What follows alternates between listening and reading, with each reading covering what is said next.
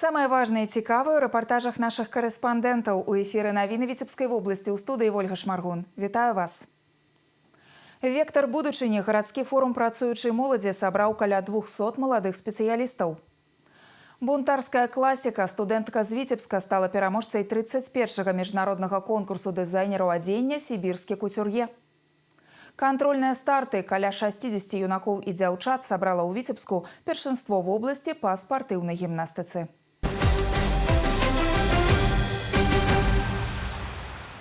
Вектор будучыні. Удзельнікі гарадскога форуму працуючай моладзі сустрэліся з кіраўніком Витебска і змаглі задаць яму прамыя пытанні. Форум сабраў каля 200 маладых спецыялістаў, якія сёлета папоўнілі працоўныя калектывы абласнога цэнтра. Ён прайшоў у фармаце адкрытага дыялогу. У ролі спікераў выступілі старшыня Витебскага гарвыканкама Алексей Героев і кіраўнікі адміністрацыі горада. Маладым людзям расказалі, чым жыве і як развіваецца Витебск сёння, якія значныя праекты ўдалося рэалізаваць за апошні час. Маладыя спецыялісты пацікавіліся, як максімальна рэалізаваць сябе ў працоўнай і грамадскай дзейнасці і якімі якасцямі трэба валодаць, каб дабіцца кар'ернага росту. Сёння галоўнае атрымаць вопыт. Паглядзець на іншых маладых спецыялістаў, паказаць, можа быць, сябе, спытаць пра тое, як можна хутчэй набрацца вось таго вопыту, якім валодаюць ужо старэйшае пакаленне, таму што пакуль што цяжкавата. Не можаш адшукаць свой стыль, не можаш нейкія свае фішкі придумаць. Поинтересовался карьерной лестницей, как такие должности оказались. Вот. Какие советы дадут для как молодому специалисту, чтобы лучше себя раскрыть в различных сферах. На сегодняшний день делается все, чтобы привлечь молодежь оставаться на своем первом рабочем месте. Создается мотивация. Это и, скажем так, предоставление первого жилья, скажем, и мотивация в части заработной платы. Мы отмечаем перспективных людей, тех, у которых хорошие идеи, есть результаты, и у этих людей есть абсолютно сегодня все перспективы в дальнейшем сделать свой карьерный рост.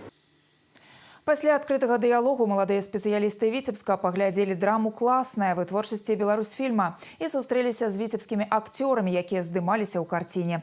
Сёлета на прадпрыемствы і арганізацыі Витебска на свае першыя працоўныя месцы прыбылі каля 1500 маладых спецыялістаў. Ад іх залежыць, чым надалей будзе жыць горад, якімі поспехамі і дасягненнямі змогуць ганарыцца яго жыхары. Тэму лічбавай трансфармацыі ў Беларусі і метады супрацьдзеяння кіберпагрозам абмеркавалі ў Віцебскім абласным інстытуце развіцця адукацыі. На сустрэчу з дэпутатам Палаты прадстаўнікоў нацыянальнага сходу нашай краіны Юрыем Панфілавым запрасілі педагогаў з усяго рэгіёна.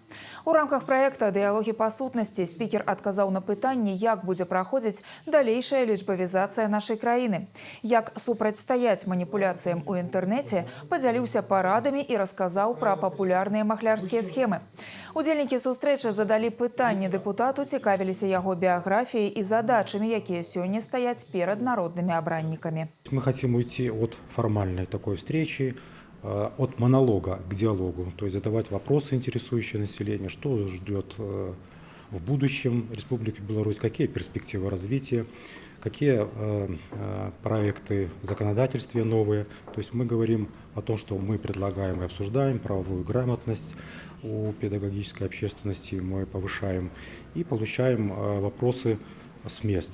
Какие-то новации нам предлагают, что-то в законе нужно поправить, какое-то изменение внести. Поэтому вот такие диалоги – это на пользу двум сторонам. И государству, и простому гражданину, избирателю. Тема цифровизации безопасного интернета очень важна для общества, в том числе не только для взрослого поколения, но и для молодежи, но и для законных представителей. К сожалению, бывают случаи в интернете, когда наши с вами близкие попадают в очень-очень плохие ситуации. И моя задача как педагога донести самое важное и самое нужное для того, чтобы в эти ситуации не попасть. Інфармацыйна-асветніцкі праект «Дыялогі па сутнасці» стартаваў у верасні.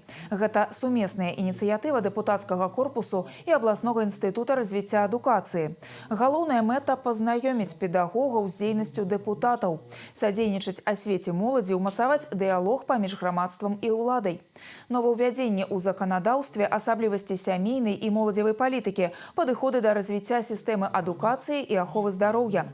Падчас сустрэч вядомыя спікеры дзеляцца сваімі меркаваннямі і вопытам з педагогамі.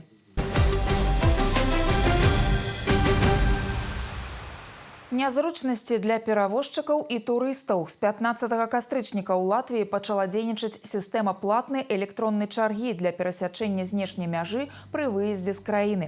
Вадзіцелі транспартных сродкаў павінны зарэгістравацца ў сістэме онлайн-браніравання да прыбыцця на мяжу, пазначыўшы пункт пропуску, дату, час і тып чаргі. Плата за рэгістрацыю аднаго транспартнага сродку складае крыху больш за 9 еўра. Новаўвядзенне тычыцца і аўтобусаў, якія ажыццяўляюць рэгулярныя міжнародныя пасажырскія перавозкі. Аднак ад аплаты за паслугу яны вызваляюцца. Такія новаўвядзенні з першага дня выклікалі шматлікія пытанні ў тых, хто збіраецца перасякаць беларуска-латвійскую мяжу. Сістэма нязручная і непрадуманая. Не знаю, как для грузовых, там у них был это как бы, а для легковых как бы это только лишнее как бы. По идее должен, наверное, за 2 часа приезжать. Я думаю, все сделано, чтобы ограничить, я думаю, количество выезжающих и как-то влиять на эту ситуацию. Белорусская сторона не была поинформирована латвийскими пограничниками о необходимости платы за пересечение границы. В настоящее время пассажиропоток, конечно, распал. Мы отмечаем как неудобство для граждан, пересекающих границу. Ведь согласно новым требованиям необходимо за 48 часов зарегистрироваться на одном из сайтов Латвийской Республики, не менее чем за 2 часа прибыть в латвийский пункт пропуска, и только после всех операций контроля с латвийской стороны можно въехать в Республику Беларусь. Акрамя таго, з 1 лістапада Латвія прыпыняе пропуск праз мяжу аўтобусаў, якія ажыццяўляюць нерэгулярныя міжнародныя перавозкі. Забарона тычыцца не толькі беларускіх, усіх перавозчыкаў, незалежна ад краіны рэгістрацыі юрыдычнай асобы або транспартнага сродку. Тым часам на мяжы з Латвіяй знойдзены збітыя бежанцы. Адзін з іх загінуў. Напярэдадні ў Браслаўскім раёне беларускія пагранічнікі заўважылі 2 іншаземцаў, якія неслі цела свайго таварыша. На месца выклікалі хуткую медыцынскую дапамогу і следча-аператыўную групу. Праз перакладчыка грамадзяне Рэспублікі Эрытрэя расказалі, што ў балтыйскай краіне іх спынілі людзі ў форме, адабралі мабільныя тэлефоны і збілі. Затым праз мяжу выцеснілі на беларускую тэрыторыю. Когда мы были на территории Латвии, нас остановили люди в форме и затолкали в автобус. Их было 5. Они сломали наши телефоны и жестоко избили. Применяли электрошокеры. Били около часа по разным частям тела. Следователям осмотрено место происшествия и тело погибшего иностранца. Выжившим оказана медицинская помощь. Назначены судебно-медицинские экспертизы. По предварительной информации, обнаруженный в Браславском районе 29-летний иностранец скончался в результате закрытой черепно-мозговой травмы. В настоящее время проводятся следственные действия, устанавливаются все обстоятельства произошедшего. Следственным комитетом возбуждено уголовное дело по части 2 статьи 139 Уголовного кодекса. Это убийство, совершенное группой лиц, которое будет принято к производству Главным следственным управлением и соединено в одном производстве с уголовным делом в отношении должностных лиц Латвийской Республики. Выпадкі жорсткага абыходжання з бежанцамі на тэрыторыі сумежных дзяржаў не адзінкавыя. Пагранічнікі суседніх краін выцясняюць у Беларусь збітых грамадзян азіяцкіх і афрыканскіх краін, якія імкнуцца патрапіць у Еўропу ў пошуках лепшага жыцця. Пры гэтым аказваць медыцынскую дапамогу і далей разбірацца з мігрантамі даводзіцца беларускім спецыялістам. Цынізм, абыякавасць і антыгуманныя адносіны суседзяў застаюцца беспакаранымі. Бяспека на чыгунцы. На Віцебшчыне праходзіць комплекс прафілактычных мерапрыемстваў на аб'ектах чыгуначнага транспарту. Работа праваахоўнікаў накіраваная на папярэджванне траўмавання людзей пад коламі цягнікоў. Часцей за ўсё такія выпадкі здараюцца на пешаходных пераходах і чыгуначных пераездах, а таксама калі грамадзяне ідуць праз пуці ва неўстаноўленых месцах. Праблема актуальная. З пачатку года на тэрыторыі паўночнага рэгіёна траўмы на чыгунцы атрымалі 9 чалавек. Зачастую к трагедиям приводит использование пострадавшими наушников. утрата внимания при использовании мобильных телефонов и иных электронных устройств, а также неосознание опасности гражданами, находящимися в состоянии алкогольного опьянения. Неоднократно регистрировались случаи травмирования подростков электрическим током при желании сделать селфи на крыше электропоезда. Также к трагическим последствиям могут привести необдуманные поступки сторонников молодежной субкультуры «зацеперы», увлекающихся проездом на внешних конструкциях вагонов. Акрамя таго, напярэдадні школьных канікулаў праваахоўнікі арганізуюць прафілактычную акцыю «Дзеці і бяспека». Вучням школ і гімназій Віцебскай вобласці яшчэ раз нагадаюць правілы паводзін на чыгунцы. Да ўвагі аўтаўладальнікаў і гараджан. У Віцебску на 2 дні закрыюць рух усіх відаў транспарту праз мост Юбілейны на праспекце Люднікава. Гэта звязана з яго капітальным рамонтам. Абмежаванне будзе дзейнічаць у суботу і нядзелю 25 і 26 кастрычніка. На перыяд закрыцця руху будзе скарэктаваная работа грамадскага транспарту. Аўтобусы і тралейбусы будуць рухацца па аб'язным шляху праз праспект Фрунзе па вуліцы Леніна да Смаленскага рынку і далей па сваіх маршрутах. З актуальным раскладам можна азнаёміцца на сайце Віцебск Абл Аўтатранса. Улічвайце гэтую інфармацыю пры планаванні сваіх паездак у выхадныя дні.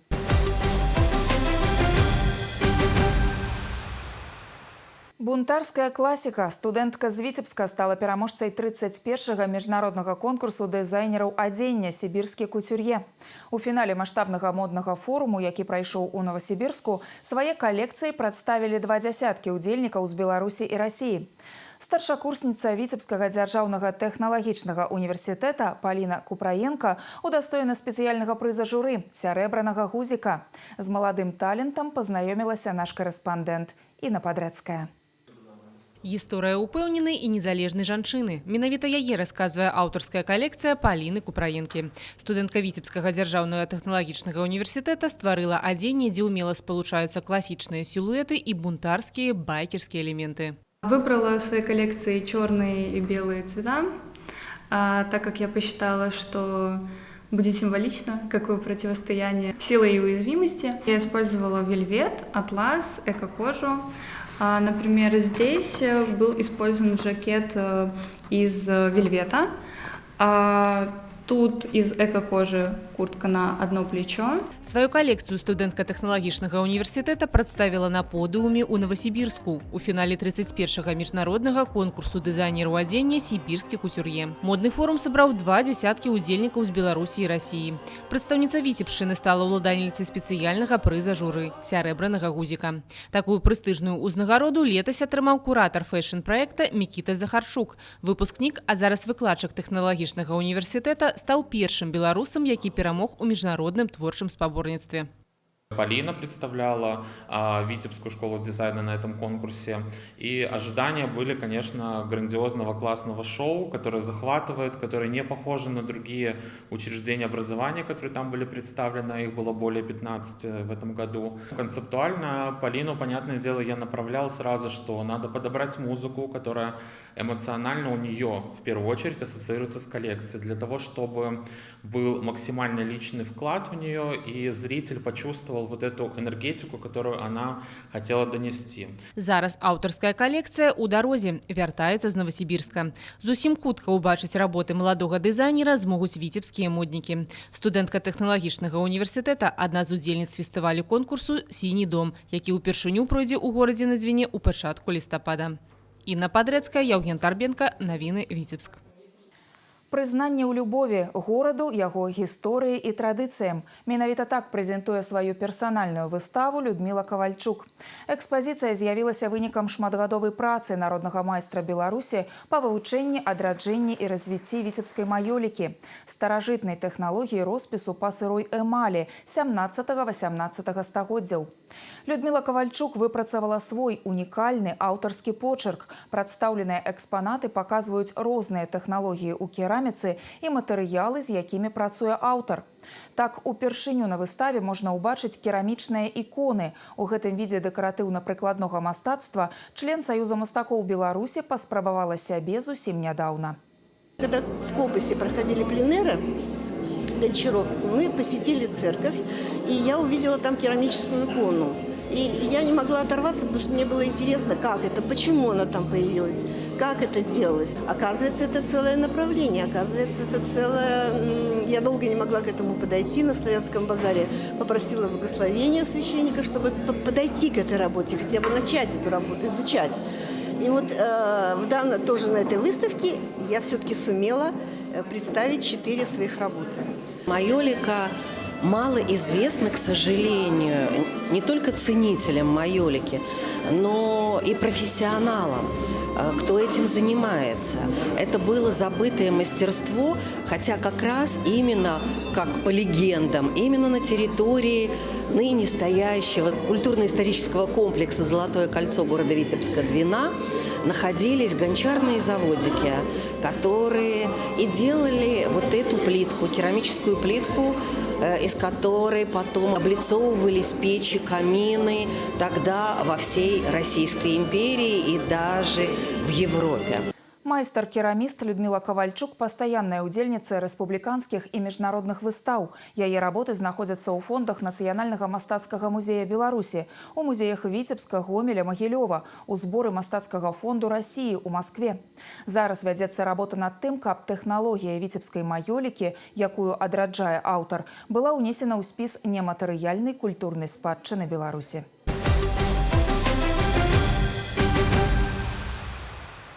Напрыканцы выпуску колькі слоў аб спорце. Каля 60 юнакоў і дзяўчат сабрала ў Віцебску першынство вобласці па спартыўнай гімнастыцы сярод дзіцяча-юнацкіх школ.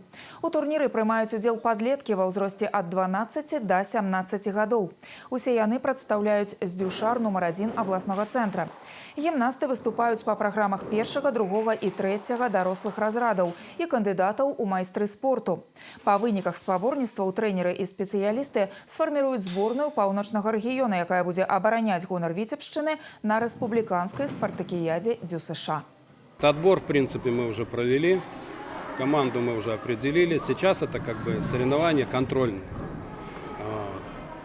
На что наши ребята будут способны. Надеемся, что 2-3 человека у нас будут финалистами в отдельных соревнованиях, на отдельных снарядах. Форму набираю, сейчас начинаю учить всякие новые элементы. Подготавливаю первый разряд и готовлюсь к соревнованиям, чтобы показать свои лучшие навыки. В спартакиаде пока что вроде бы готов более-менее. Обращали внимание на недочеты прошлых соревнований, и исправляли их. Рэспубліканская спартакіяда ДЮСШ па спартыўнай гімнастыцы сёлета пройдзе ў Гомелі з 30 кастрычніка па 2 лістапада. Трэнерскі штаб нашай каманды разлічвае, што гімнасты Прыдзвінскага краю складуць дастойную канкурэнцыю сапернікам. Далучайцеся да нашых суполак у сацыяльных сетках і месенджерах. Падпісвайцеся на YouTube-канал тэлерадыёкампаніі «Віцебск». Тут можна перагледзець любімыя праекты, падзяліцца навінамі з сябрамі і пакінуць свае водгукі. На гэтым выпуск навін завершаны. Я з вамі развітваюся. Усяго добрага, убачымся ў эфіры.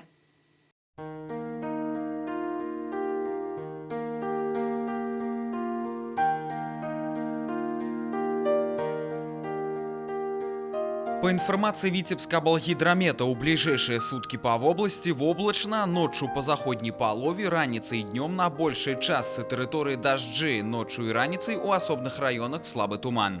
Ветер паўднёва-ўсходний 4,9, днем порывы до 14 метров за секунду. Температура повітря ночью +1, +6, днем +7, +12. У Витебску воблачна з праясненнями без ападкаў. У другой полове дня невялікі дождь, ночью и раніцей слабый туман. Ветер паўднёва-ўсходний 4,9, днем порывы до 14 метров за секунду. Температура повітря ночью +1, +3, днем +7, +9.